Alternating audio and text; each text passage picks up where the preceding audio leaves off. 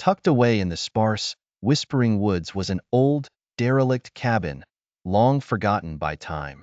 The structure, with its rotting beams and shattered windows, stood like a skeletal tombstone, its past whispering ghostly tales on the wings of autumn winds.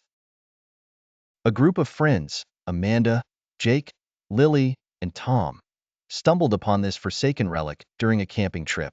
With curiosity outweighing caution, they ventured inside, oblivious to the dark history that grasped the ruins like a malignant growth.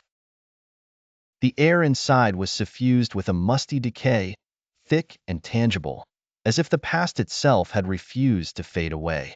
In the corner of the main room, Amanda discovered a dusty, leather-bound book. It was elaborate and arcane, the worn cover etched with symbols that seemed to crawl under the skin. Jake, in his arrogance, opened the book and began to read aloud the words written in a dead language. Instantaneously, the ground quivered, and an icy draft coiled around their bodies.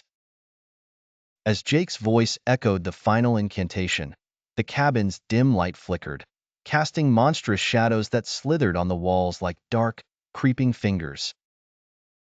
The ancient spell had summoned Eleanor, a vengeful witch trapped between worlds, her spirit bound by hexes and hatred.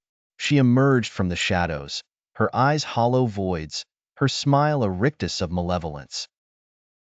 Boundaries had been breached, and Eleanor was no longer a mere specter. She was wrath incarnate. The witch's revenge began swiftly as night fell. Tom was the first to fall. A chilling fog engulfed him when he wandered too close to the woods.